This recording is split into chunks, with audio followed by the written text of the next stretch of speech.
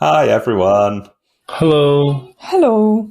Hi, Fernando. How are you feeling after your half marathon? Just Yeah, quickly. yeah, let's get into that. Oh yeah, well, my legs are slightly numb, but I don't know why it was like much more difficult this time. But yeah, I'm happy that I did run half marathon once again. Yeah, I'm happy I'm doing it. I intend to do it again next month. Wonderful. You improved on your time, didn't you? Did I? Well, just slightly. I mean, I'd say that it was virtually the same time. Great. What Well, was the difference? 1 second improvement.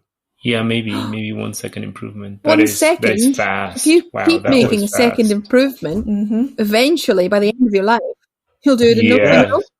Wow. Exactly. 1% better every day. 1% better every day. That's what we should do. I'm very impressed you did a half marathon at all. I've never done one. Well, every day is a new opportunity. You could run a half marathon tomorrow. True. I wonder if I could. I mean, it's possible I just couldn't, no matter how hard I try. I could do one later in the summer if I really wanted to. You could walk one. Well, if you added up all the times I've walked in my life, I think I'll have walked about a half marathon. Was it 20 kilometres? I guess I could do that in one day. Kilometers. Yeah. You can do walks that are half marathons and marathons. I did one with my dad once. Oh. It was like it started at midnight at Ayr Racecourse. Oh, yeah. Should we talk about the film? We should do. Yes. Fernando, you picked it this time. You picked Minari 2020. I had forgotten that I picked the film, but yes, I did pick a film. Where did you hear about this one? I do not remember. Yes, I don't know. It was just in my list. I cannot remember where I heard about it and why I added it to my list, but yeah, it was there and I picked it. Okay. Mm-hmm. Great. Are you glad you picked it? Well, as in, I do have like multiple other World War II films in my list. So yes, I am happy that I picked it. Great. Now I know the alternative. Maybe this was good. Was it a good film, in your opinion? I thought it was 3 stars out of 5. I thought it was okay. What did you all think? I liked it. I thought it was good. How many stars would you give it? 3 stars, I reckon. Wonderful. Oh. Great minds think alike. Yeah, they do. Laura? Oh, I thought it was beautiful. Oh, great. 4. Oh. What do you think, Michael? I thought it sucked. Oh, I didn't like it. really? Yeah, it was a bit... It really rubbed you're me up the wrong. wrong way and pissed me off, and I felt like it was wasting my time. Oh, wow. Oh, This will be fun. excellent. I'm just going to go get some popcorn. Yeah. Fernando, what do you fancy? At least there'll be some entertainment to come out of this film. Wow. Is it a 1 or 2 star film? Oh, it's a 2-star film. Yeah, Okay. there was some merit in it. Some good things. But overall, Why did you think it was wasting your time? Do you not like well-crafted, beautiful stories with the crafted my ass. Yeah. I thought it was a drag. I thought it was a bit boring. Not that I wanted more like car chases and explosions or whatever, but I didn't really care about the characters much, and that's what it came down to. And I wouldn't have batted an eyelid emotionally if they'd all just died in the fire at the end or whatever. I just didn't particularly care because I thought for all that they tried to, that it was sort of an emotional thing, right? It was like a character portrait of a family living together and struggling and that kind of thing. And I thought it was quite cliched and weak. And that there was very little for me to like about it, and some of the old tropes I got a bit fed up with. I feel like I've seen the same story done better elsewhere. That said, there were some good moments. And there was some kind of cool stuff, and it had when they almost died. Points. No, I mean, they always almost die. Every film has a scene where people almost die.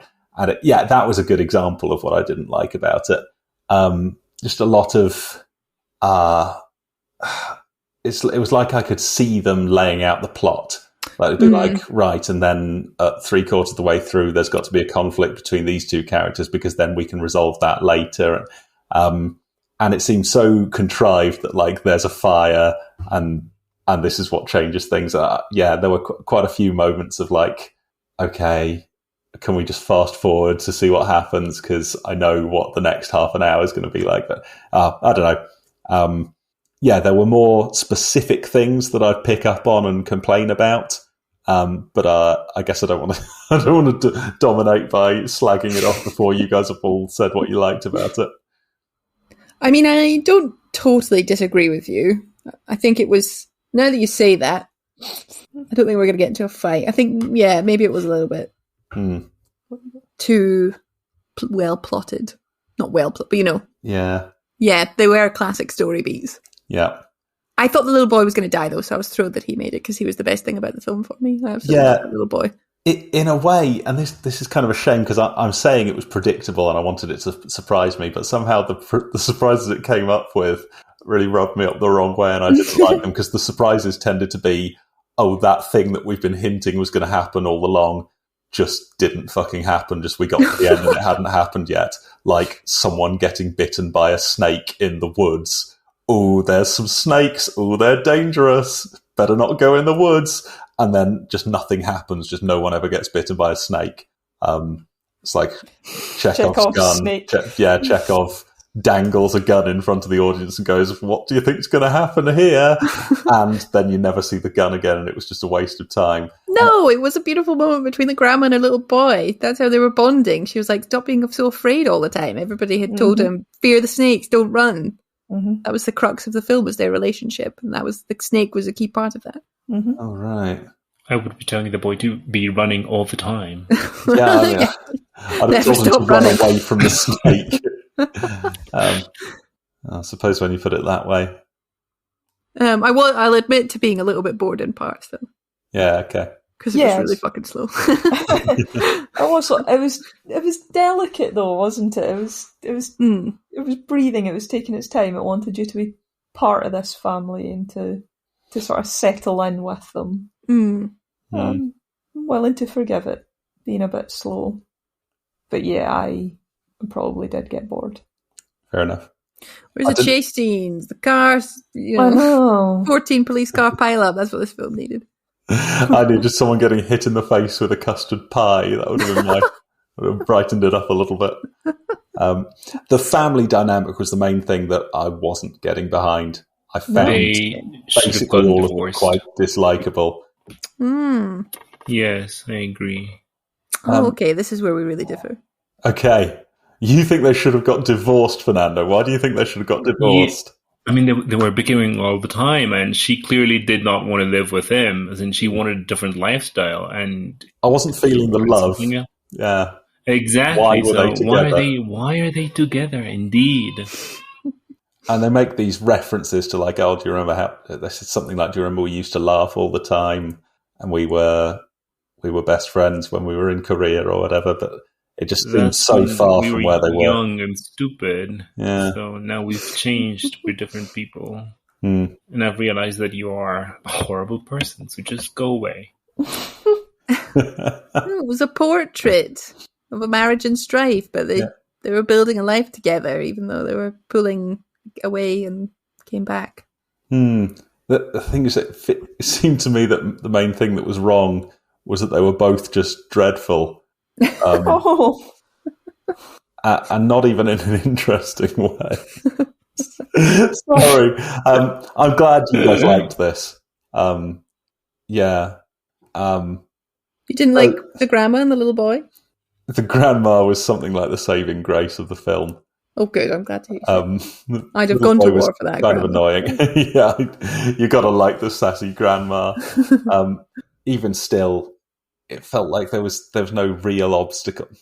I think the fact that like the grandma and the little boy becoming best friends after a while would have had more impact if there had really been a reason that they'd fallen out to start with, other than just her being a bit useless and not, I don't know, what basically all she had to do in that family was ingratiate herself and make her like him, make him like her. And it was okay, wasn't it? I liked her playing cards and swearing and stuff. Yeah. I thought it was understandable that he didn't like her at first. Okay, I didn't really get it. He said that she smelled weird. She's suddenly sharing a room. She snores. He's got this image of a grandma that he's grown up with. She doesn't fit at all. So he's been taught to be fearful. Okay. And so he's sort of bringing that to bear on his family relationships as well as snakes or whatever. Yeah. Mm-hmm. Yeah, he wasn't the worst. His sister didn't have much going for her. She was mostly just telling people off, which I guess is realistic, sort of bossy 11-year-old kids or whatever. Older siblings. Older siblings. I thought it was believable. I thought they were all pretty believable. Okay. It was semi-autobiographical, for God's sake. Semi-believable. Was it semi-autobiographical? I'm led to believe. Okay. I feel sorry for whoever that was. who was the writer? Which character? Grandmother. I was just writing it after having a stroke.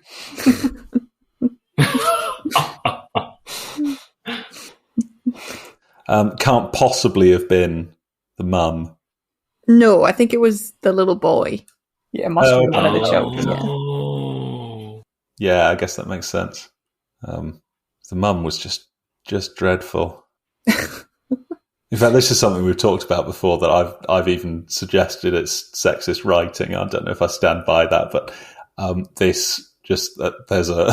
there's a family and the mum just exists in the script to slag off the dad and his bad decisions and just go against him on everything and never support him. Or it felt like from the absolute start of it, all she was doing was pouring cold water on everything.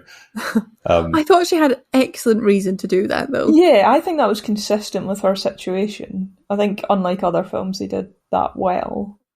Because she needed to support her. She wasn't as good as him at sexing chickens. Yeah. She needed an earner. She was stuck with him. He just made these authoritarian decisions for the family to move them out to a trailer in the middle of nowhere and spend all their money on this doomed venture that he didn't have the skill to, actually do, and waste the money that was needed for their son's medical treatment. And then her mother's medical treatment was frail old. To be like, no, forget all of your friends and the way that you want to live your life. I've made this decision and I'm going to see it through. I see. And there's nothing you can do about it. Yeah. Stop. So he thought he had kind of pushed her into accepting that. Yeah, they made that clear. Yeah. The opening scene, she was like, "What is this?" Well, I definitely remember the opening scene with her being like, "What is this?" and not really trying to like make the best of it. I guess it was that. I guess I was thinking, well, aren't you all in this together and you should be supporting him? But if she didn't have a choice about it and he's just ignored her and dragged them out there, then that's pretty bad. And wasn't he just hopelessly misguided and just continually going like, oh yeah, it'll be great. Yeah, we'll grow more vegetables. Just put more eggs into one basket and everything will be fine. But I think I was just not. Maybe it's just because that's not what my life is like. But I wasn't kind of identifying with that as the main conflict of the film is just two people making or at least one person making terrible decisions and somebody else slagging them off, and that's the family dynamic. It wasn't engaging somehow. They weren't supporting each other, and then I just almost didn't understand what happened at the end. I think someone will need to summarize the ending of the film for me, because I think I just don't know what happened. There was a fire. Yeah, got that. There was a fire. Some of the vegetables were going to burn in. Then both of them ran in, moved some of the vegetables around in a bit in such a way that they would all still burn. And then they left. Yeah. And then everything was fine and they were all happy. Yeah. And they lost everything, but they just, all of everything just disappeared. No. They still had the Minari. They still had the Minari. Yep. They hadn't lost everything. Yeah. But they still had all the financial problems and all of the, like, not trusting each other and him being domineering and her not supporting him and all of this stuff. Yeah, but I think the fire made them realise that they did actually care about each other. You know, they were like, oh, we used to laugh and we used to like each other. And then they just got so caught up in their troubles and caught up in him being a dick and her trying to stop him making ridiculous decisions. And in the fire, they were desperately trying to save their life, and then they were desperately trying to save each other, and they realised that they love each other, and they did want to stay together and make their life work together. Oh, it was because they both nearly died, and they both nearly lost each other, that they realised how precious they were to each other? I think so. That was my reading of it. Mm-hmm. Okay. Yeah, they eventually stopped trying to salvage the vegetables because they cling to each other. Mm. Yeah, okay. It sort of answered the primary question of the film about them pulling apart and will they break or not, but then they realised that yes, they are more important to each other than this venture. Okay. And the Minari I felt was kind of like a vindication of the grandmother. Yeah. Oh, who after all successful plot. It was kind of like her, I don't know. Not her redemption, because I don't think it was her fault that the barn burnt down. But no, but there was something about his attempt. Now, I think this might be symbolism. What's the line in Macbeth about o'erleaping ambition or something? And he wanted to do too much, but that he was trying to install order. That he had all these rigid rows and knew exactly what he wanted, whereas she'd just gone out into the creek and just grown some Minari. She just sort of found a good place, threw some down, and left it to it. And her sort of more casual approach in the end was the one that led to success. And I think that was the one that maybe helped the little boy as well grow. Because the dads need to have order and don't run David and don't get bitten by snakes. And, and it was the granny's just casual thing that led to growth, that led to the Minari growing, that led to David growing something. Oh, I see. Potentially financially, he saved them as well. That's what I read. Yeah. They have a crop that's sellable. So it's something to get them through this year, yeah. Okay. Oh, that's good. So yeah, I definitely think it was because did he not say something like, oh, she chose a good place? Him, just admitting that she'd got it right. Mm-hmm. It was wistful. Yeah. Yeah. Okay. Yeah, I agree. Redemption isn't the right word. Not quite redemption. Not need to redeem herself. No. Well, she did after she sort of moved in and just swore at the kids and played cards and stuff and didn't really. She was a destabilizing influence to start with, wasn't she? But it turns out that was what they needed. Yep. Yeah. Something to break the rigidity and the order. Yeah, that's good. What year was it set in? I think the 80s. It felt like the 80s, but I could never quite tell. Mm. Okay, let's say it was the 80s. What does that change? Oh, nothing really. Just wanted to sort of place it as a story. Interesting to know what. Because to start with, it seemed like it was set in the present day, but not quite close enough. And I guess it's because it was just not very long ago. Yes, the Wikipedia page does say that it is the 80s. Cool. Do you think that this film was trying to convince us to have more superstition in our lives? Well, it did seem like part of his redemption at the end was that he was willing to trust the charlatan, the diviner. It's a load of rubbish. I wondered if that was it was a sad scene for me, because basically I think that people tend to accept like religious beliefs once they are going through some kind of hardship in their lives, and maybe he was going through some hardships in life had defeated him, and then that's when he decided, okay, fine, I'll just submit to God and believe these things. Yeah, there was a real desperation in trying to invoke magic. Yeah, part of what he was being a bit domineering about was telling her that Korean church is a load of rubbish, wasn't he? Anyway, we had our share of sort of slightly crazy religious stuff in this, didn't we? I quite liked Paul. I've got one of my notes here is Paul is funny but makes me nervous. You wouldn't really want to be around Paul that much.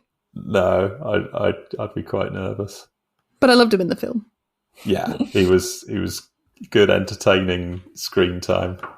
He was scary. Yeah, I was scared. I thought he was maybe going to kill them or something like that. I wasn't sure. He was just a good man. Or burn down their house or something to get rid of the ghosts. I don't know. It was sad how all the Christians were making fun of his Christian devotion. There you go. That's Christian for you. That's teenagers for you, I think. But yeah, it's good to be spiritual unless it's the wrong kind of spiritual, right? Good to have faith unless you've got too much faith. And the wrong thing. I think what the thing that's always got to me is that you're like waiting for the second coming of Jesus that is prophesied in the Bible, but God help anyone who claims to be the second coming of Jesus, which is the worst kind of blasphemy, and you'll be cast out. Yeah. So that was Slag Off Religion Corner. Have we finished that? Anything else anyone wants to get off their chest? Why was the film called Minari? Yeah, it didn't really seem to justify the title of the film, did it? Symbolism. The Minari was the hope and the things turning out all right. Mm-hmm. Yeah, I guess you've now explained to me that the Minari was how they were going to get through the next year. Oh, I see. Well, it was also about the relationship between the boy and his grandmother. Mm-hmm. It was such a subtle, like humble background plant. Oh, yeah, humble, that's a good word. Yeah, the granny wasn't ambitious like the dad, was she? No. She was humble and, yeah. She said it's for rich, poor, you eat it with anything. It's, not like your fancy cabbages. Cabbages. Still wasn't quite sure how they were going to pay the rent from this one sort of patch of Minari that's growing sort of reasonably well next to a river that they don't own in a wood full of poisonous snakes. It seemed a bit tenuous, but well, it didn't have to make them rich; it just had to tide them over. Yeah, you're right. I don't think we were meant to be totally certain that everything was going to work out with the farm. I think we were just meant to know that their relationships were that they were together as a family again, and that they would make it through together, whether that mean they had to move or not. But it was ambiguous. We don't know. Yeah. Well, but then there's this boy who actually wrote about his life because it is semi-biographical. So he knows the answer. Well, I guess then the answer is he grew up and became a Hollywood director. Yeah, there we are. That's a success, I think. Maybe that's a failure. Okay. Yeah, when you have to turn to Hollywood directing just to make the bills. Hollywood director who believes in divining rods. It's presumably a Scientologist now.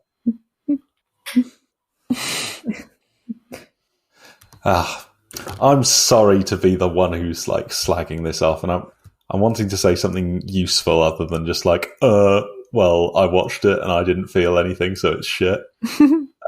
Which isn't much use. No, it's good to come in with, I like explaining how I feel about things. I need a foil for that. That's good. One thing I've got written down here is it's a cynic's drama. with so little joy. All the way through, it seemed to just be drama, drama, drama. Here's a big thing that happened. This is sad. That's sad. These people are sad. This person's angry. And there was so little, there wasn't much lighthearted. There wasn't much uplifting or making you fall in love with the characters a bit. And it just felt very, and then we'll punch the audience again by making another bad thing happen. The other thing I've got written down is sort of Greek tragedy where just everyone dies, and they didn't all die, but it just seemed like a sort of, maybe we'll make this better by punishing the characters more. I had trouble with that. I think you were meant to like the characters. Okay, that's where we've gone wrong. You can also, as much as the guy made some horrific decisions and was being bullish, he wanted to escape his life of grim chicken set. Like, it was a grim landscape for them to be in, but you wanted them to succeed. I suppose the point was you desperately wanted them to succeed to get away from this horrendous life. Yeah, I wanted him to succeed. And I think that's why... I wanted him to succeed, but I thought he wasn't being particularly logical about it a lot of the time. And he was burying his head in the sand, which frustrated me because he had a family. But at the same time, I was furious with her for just being so down on him all the time, right from the start. And there was no kind of, she tried her best.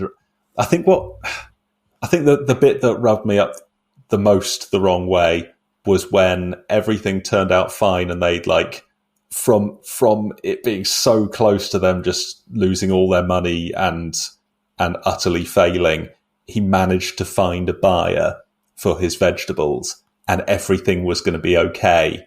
And then she told him she wanted a divorce because he had chosen the farm over his family. Because he had a box full of fresh vegetables that he carried down into the hospital so they didn't spoil when he was trying to close a business deal.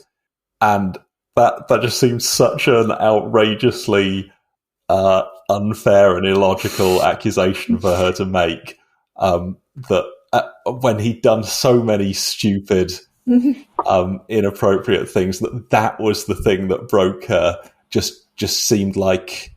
Is this like how you... think it's ridiculous that people got upset with Boris Johnson for having parties, given all the awful things he's done? Yeah, in a way it is. Yeah, that's the thing. Out of everything Boris Johnson did, it was that he had half a pint of lager one night when he wasn't supposed to, and he and then didn't tell the truth about it, or didn't quite tell the truth. And if that's what it takes, fair enough. I wouldn't have particularly wanted to be his wife, but it just stuck out to me as almost bad writing. It's could you not think of a better thing to finally break her? Could you not think of something a bit more convincing rather than... Because was it that he took the box of vegetables into the doctor's office? I mean, which was a little bit awkward.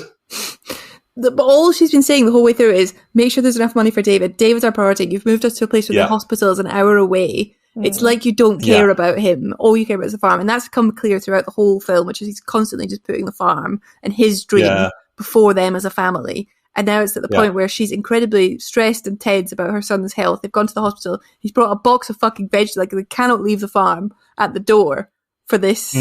That what symbolises to her the most important part of their family, her life, is his health. And he's brought a box of dusty vegetables into the hospital room. And again, she's realised that he in her mind, I think he doesn't care about them. He cares about the vegetables. You see, that's what it seemed like, which is just her being so stupid. I agree with her. I think he had lost total sight of the family. But I thought he had, but... to make the money to save the boy. Exactly. If he hadn't brought the vegetables and closed that deal, they'd all have starved. That wasn't what it was about. And as it was, all... But so exactly, that he made a load of bad decisions and did a load of things that I could see her objecting to. And bringing the box of vegetables into the office to keep them fresh wasn't one of them. That was it's not like he's decided not to go to the appointment and just let his son die because he had to get to the place to make the deal in time. It was just that he didn't want to leave it up in the hot sun. And so he took, an extra 30 seconds just to carry it down the stairs and then closed the deal of his life that rescued the entire family. It was a bit embarrassing. It was a bit embarrassing. I completely agree. No, and I get it. It just seemed like a real... You get it, okay. At that point, if you're against someone, everything they do annoys you. That is true. Which made me think, why did she not break up with him months ago? Why did she not break up with him when they got to the house and he'd lied about how nice it was? Why just when everything's turned out okay and they're all going to be fine, does she be right, okay, now's the time to break up the family, dumping this bastard, enjoy your successful farm, I'm moving to California on a whim. It takes time to realise these things, you're desperate to keep your marriage together, and then you realise your husband doesn't care about you anymore. Who knows, she was probably just on her period that day. Maybe she was just on her period. I don't know. And then after that, for her to decide it was all fine because there was a fire, I just wasn't following what was going on there. And clearly the filmmaker and part of the audience thought that was a sort of convincing character arc, but I just wasn't. I think, wasn't according getting to Rotten Tomatoes, 98% of the audience got it. Yeah. And 3/4 of this audience. Yeah. There was one time you didn't get an answer in Pointless that had 100 points, though.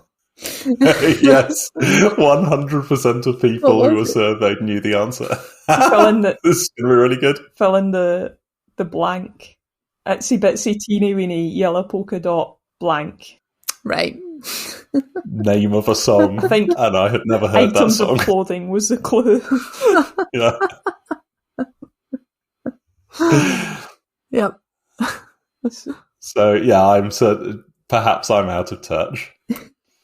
What it felt to me was like, so the radio drama The Archers. Yes.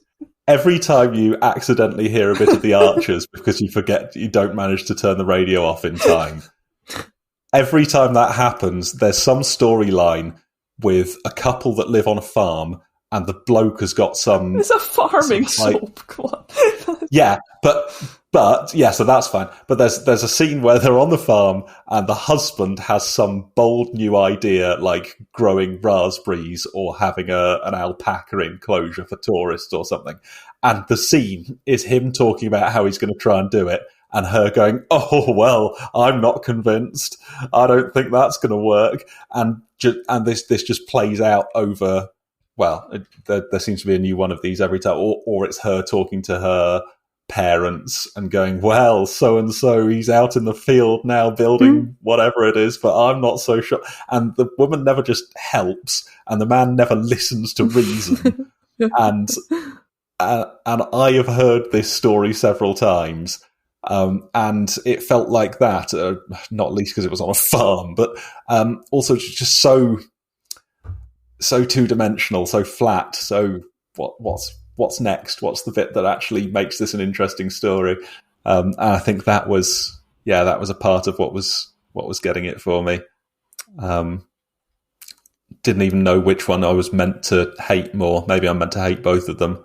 I don't think you're meant to hate either of them.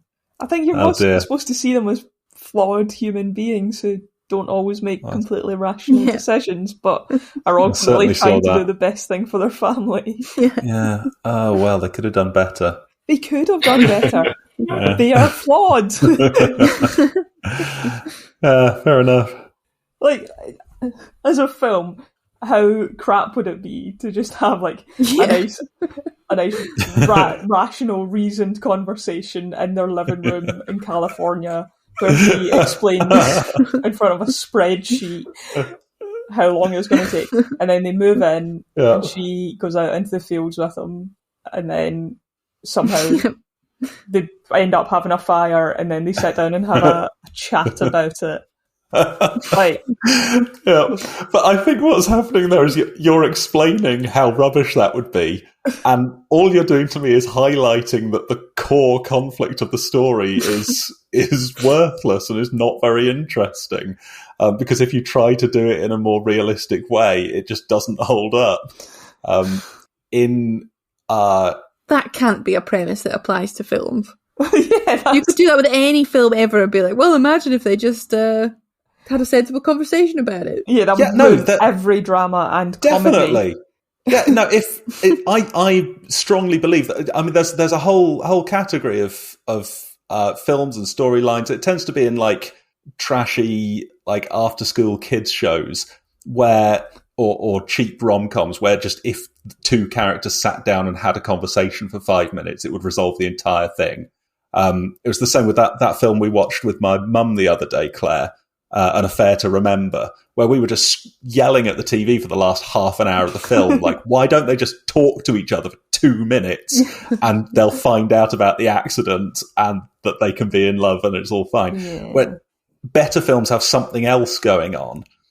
Better films have something with a bit of depth, some richer conflict or some richer reason that something's happening.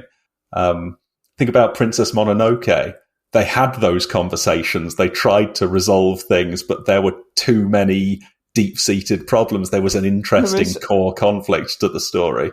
I don't think you can just say, like, oh, what you need is an omnipotent presence in every film that makes it impossible for the characters to resolve between them. Like that. Oh, what's a better version? How about Fiddler on the Roof?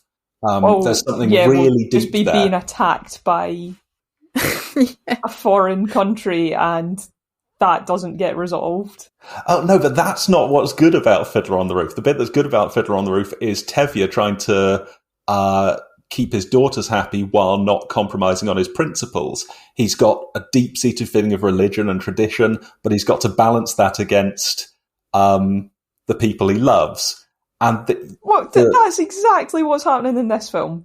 Yeah, it's not some deep belief, but they don't do it right. It's a deep faith in rationality and that he's doing the right thing, and he's trying to. He thinks he's doing it for the good of his family, and there's that conflict within him, just like there is within Tevye. Yeah, I guess so. I think it's just less convincing or less well done.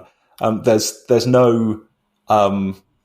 I don't get the feeling that if Tevye had really thought things through, it would all have been fine. I think there was something really tangible there, something that really mattered. Well, you think the little boy with a heart murmur doesn't matter? Yeah, Michael. Is that what you're saying? But that's not the. Well, clearly that's not the core of why that family was falling out. Because it's resolved and then she still breaks up with him. Yeah, they don't know it's resolved at that point, though, do they? They say this is all going to be fine, basically. It's after they've come out of the doctors, which is what baffles me. After they come out of the doctors, she's not as dependent on him anymore because she doesn't need to cover the wee boy's medical bills. Oh, right. Oh, God, that would be a hell of a... Yeah, was that how you read it? Not until right now when I needed to argue with you about something. Okay. But that's interesting, though. That's a good one. I would like the record to show that I only thought this was 1 point better than you thought it was. But I'm just... okay. Maybe we're both going to settle on it being a 5-star film if we keep doing this for long enough. I just feel like Laura wasn't being aggressive enough. I'm sitting back. I'm letting you do the job for me. I was trying to think of more films that would be resolved if they just sat down and had a chat about it. The only one I can come up with is Moby Dick. Someone being like, "Hey, Ahab, calm down. Let's get you a bit mad here, man. Why don't we just have a think about this? You're being irrational." Jaws, and they just get the shark into a conference. Like, how about you stop eating the humans? We'll not chase you down and attack you. Stop letting people go on the beach. It'll eventually go away when its food source runs out.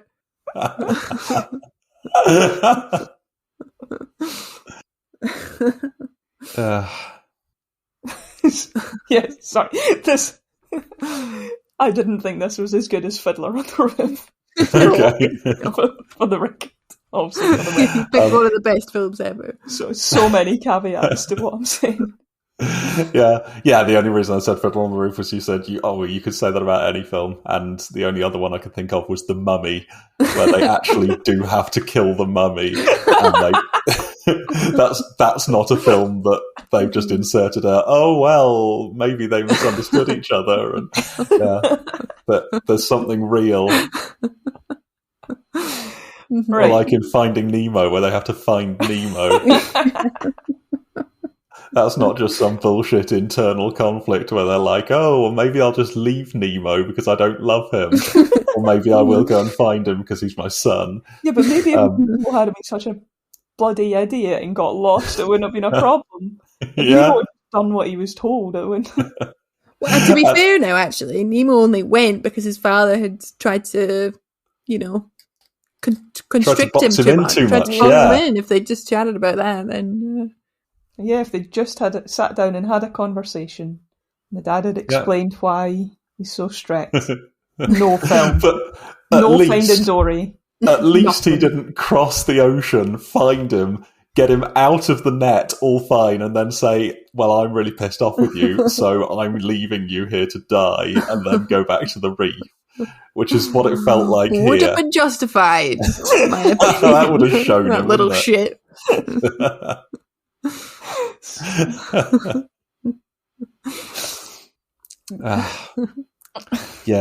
I think there were just too many things that felt a bit contrived, like they'd written, we need some conflict here before they'd come up with the thing, and they'd sort of tried to shoehorn in the events that actually drive this and just didn't come up with very good ones. The actual basic idea of an immigrant family trying to make a new life for themselves, that's compelling, and it could have been interesting.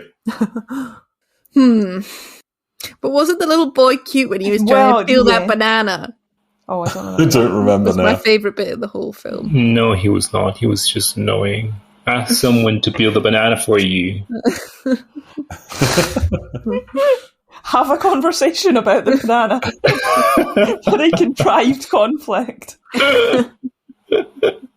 So I hopped on Letterboxd to see what people said about this film, to see just in case there was some deep concept that they'd explained, and almost all of the comments were like, oh my god, I love his little cowboy boots, he's so cute. And I don't remember the bit with the cowboy boots. He wears them all the time. That's what his shoes were. Oh, his shoes were cowboy boots? Largely, yeah. Okay, right. Tiny little cowboy boots. So just never really noticed. Yeah. And would probably have protected him from a snake bite. Yes. Yeah, that's a good one. Well, I'm done. Let's see, have I got anything else? Well, I know that about 40% of your notes were just the word drama written in bubble writing. Yeah, that was all I kept thinking. It just seemed so transparent that they were like, let's do more drama, more drama, have more dramatic moments. And I ended up, I'd really checked out of this film, if I'm honest. I was not invested in it by the end, and I was just, I think I burst out laughing at one bit that I wasn't supposed to burst out laughing at, and I hope I didn't spoil it for you. I don't remember, so... Okay. So I just ended up doodling the word drama in big bubble letters all over this piece of paper. You're so engaged with the film. My last note is, then there's a fire, lol. I can empathize. I've been there with another thing happened, did it? Okay. I suppose you could just write that anything happened, can you? And this happened to me in my book club, where there was it was a shit book, and at the end one of the main characters just falls off a roof and dies out of nowhere. And I went to the book club being, wasn't that shit? I wrote in my notes, and then she's dead, is she? Almost exactly the same, and it did not land well among Gillian's Christian friends. Oh no. But yeah, I can empathise just totally checking out, because one thing's just pissed you off too much of being like, well, this is shit. Okay. Yeah, that's where I was with this. And I mean, that to me comes under external coincidences, and those are always the least interesting way of introducing drama and coming conflict from the man film. that wants an omnipotent god guiding the tension and the conflict. What are we talking about? The Mummy? But the mummy, a monster, or Monster. the forest imps or whatever. Around. Oh no! I'm so glad you said that, because I'm completely ready for both of those points. In the Mummy, all three of those points. All right. In the Mummy, they've got to kill the mummy, right? But the interesting the interesting turning points of the film are where they run away as sort of cowards, and Brendan Fraser wants to just leave and like get out of Egypt to save himself, but Elsie wants to stay and fight, and they have to make a decision. And in the end, he decides to follow her because he has learned to respect her over the film. And that's the sort of big emotional moment. And then they fight, and they have to like make sacrifices for each other. And that's the interesting bit. And then falling in love. It's the character-driven stuff. Oh, wrong. Not the big external events. The interesting bit when they kill the fucking mummy. So, counterpoint, there's a fire, external event, enemy. Yeah. They have to decide whether to go in and risk their life trying to save the vegetables, or get out and, not fight the mummy, whatever it was. I don't think that's a strong counter argument, Claire. Sorry, I want to be with you, but that's crap. Well, can you quantify why not? I think it's because the mummy is the central conflict of the film, the mummy. So you sort of expect them to have to fight the mummy. It's not like all the way through this film, they're like, watch out for the fire. The film had been called The Big Barn Fire. I think it's because it came out of nowhere. The mummy, they'd been building up to it from the first scene, that the mummy is going to come, and that someone makes there was a clue in the name. Right, no, but I can't. Okay. Well, so I'm glad I've blown that one out of the water. Second one, Princess Mononoke. It's not just that there's a big omnipotent god. It's that all of these different groups of like basically realistic human factions are all struggling to coexist because of limited resources and distrust of foreigners. And that's real, and that really happens in the real world. And the fact that there's a god is just like one part of the setting. And again, the interesting bits are Ashitaka and San falling in love, deciding to put aside their prejudices. The way that some of the characters are just doing what they're doing to try and defend each other, all that kind of thing. And the third one, again, was the bit with Fiddler on the Roof, that it's not a core part of the film. Well, I guess it's important, but it's people making these decisions, and the anti-Semitism parts, which firstly are sort of a secondary part of the film, which is mostly about the daughters and their relationships. But even that has this sort of, it builds up gradually, and you have the sort of commissioner in the middle who was in Shaft, who's trying not to harm them, and is struggling to make decisions. All of these, the interesting bits are the decisions that they make, and not just a thing that came out of nowhere. And that's what I think. Counterpoint, this film was about the elements. One family struggle against the elements. They survive a tornado, drought, fire. Earth, air, fire, and water. And the soil, something about the soil. Yes. Is the wrong soil was a problem. It was good soil. He said it was good soil. He moved there for the good soil, but then was damaged by the other elements. You can have one, but the bugs sacrifice the others. A plague. Plague, yeah. Plague of mumps. Anaconda. Sorry, are we talking about the mummy again? I don't know what we're talking about. We're talking about Minari. Right, how would it be if you got more of his backstory? I'm trying to save this film. It doesn't need save. Michael's just being on one. We don't have to engage with this. He's just wrong. I suppose we are legitimising his argument by engaging, aren't we? What if you, I don't know, found out that he had grown up on a farm or something, and it had gone wrong, and his dad had killed himself because his farm didn't work out or something. If there was some backstory. We did have the backstory. He spent 10 years sexing chickens in a tiny cramped flat in California. Yeah, what more drive do you need for him to make these decisions? Well, apparently Michael wants more than that's me. I'd have gone for something like that. Some history in farming, some way that he feels connected to this beyond just, here's a crazy idea I had. It's the American dream. He's purchased land. He's a landowner. He moved to Arkansas. Yeah, well, he's building something that he can be in charge of so that he can get out of this labor cycle of meaningless grunt work that involves the abuse and torture of animals, which we haven't talked about. But I'm not. He wants to work with his hands and vegetables and be outside. Be at one with the elements. Exactly. He wants to be master of the elements. I can see that. You want to build something for yourself? I wonder if you could have just become a translator. English to Korean, Korean to English. Possibly. He wanted to grow vegetables. That is a man who wanted to grow vegetables. No matter what way you look at it. Yep. And then prioritised that over his family. Brought the bloody vegetables into the hospital, didn't he? So all he was about, that man. Wait, that's the wrong argument, isn't it? Was it a Billy Connolly joke with a with a couple where the man farts and she told me you loved me and then you did a big horrible fart? He's suggesting that you can't fart when you're proposing to someone. That was it. You get down on one knee, tell me you love me, and then you just fart all over the place. If you love me, you wouldn't be farting all over the place. It feels like that. Like, if you cared about this family, you wouldn't have carried a box of vegetables with you.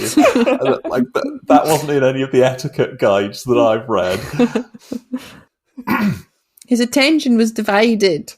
Yeah, I should think so. He had a lot of stuff to do.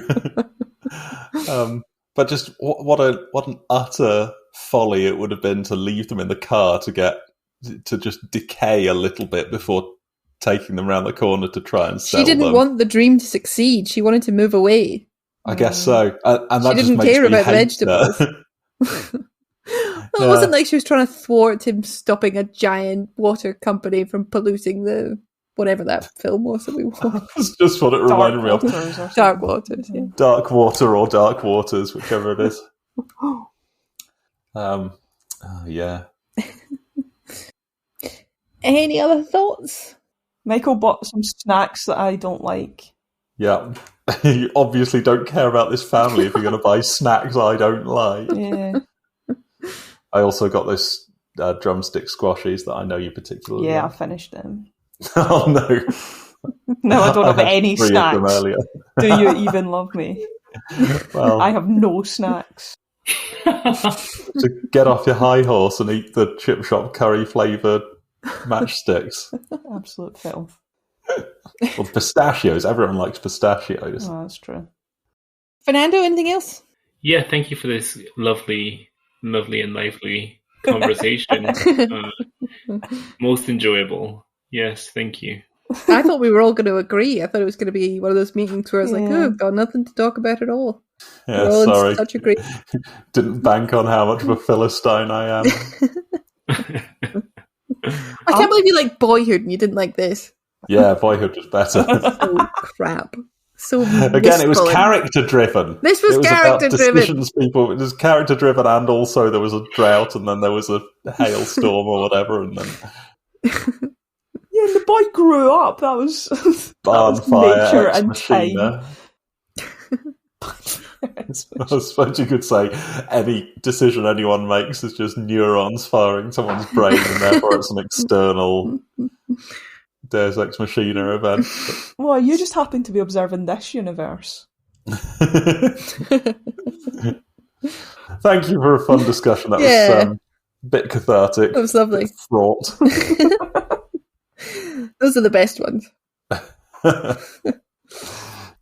Should I play the music? Please do. Yeah. Okay. Oh, oops. The classic second half. Yeah, sorry. I like it. I like it.